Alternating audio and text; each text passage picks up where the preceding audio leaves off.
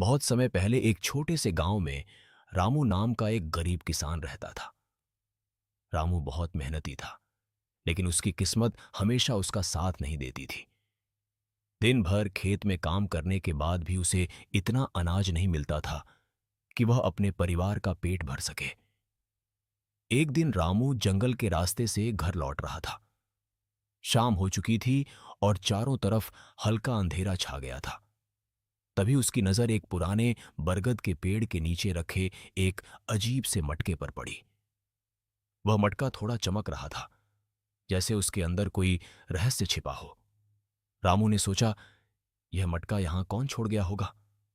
वह धीरे धीरे उसके पास गया और मटके को उठाकर देखने लगा। जैसे ही उसने मटके के अंदर झांका, अचानक मटके के अंदर से हल्की सी रोशनी निकली। रामू घबरा गया और मटका नीचे रखने लगा। तभी मटके के अंदर से एक आवाज आई, डरो मत रामू, मैं एक जादुई मटका हूं। जो भी मुझसे सच्चे दिल से कुछ मांगेगा, उसकी मदद करूंगा। रामू यह सुनकर हैरान रह गया।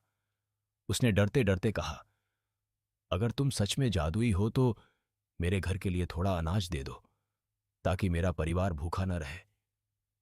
जैसे ही रामू ने यह कहा, मटके के अंदर से अचानक ताजा अनाज निकलने लगा। देखते ही देखते मटका गेहूं और चावल से भर गया।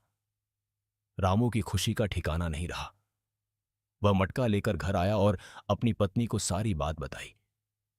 उस दिन से जब भी रामू को जरूरत होती, वह मटके से थोड़ा सा अनाज मांग लेता और मटका उसे दे देता।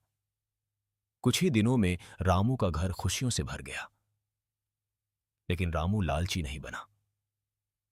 वह हमेशा उतना ही मांगता जितनी उसे जरूरत होती थी।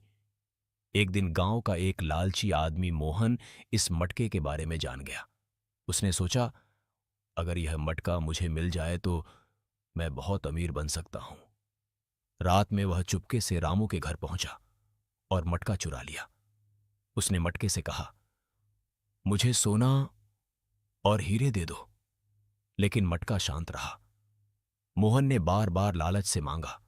तब अचानक मटके के अंदर से तेज हवा निकली और मटका जोर से हिलने लगा। फिर आवाज आई, मैं केवल ईमानदार और जरूरतमंद लोगों की मदद करता हूं, लालची लोगों की नहीं। इतना कहकर मटका अचानक गायब हो गया।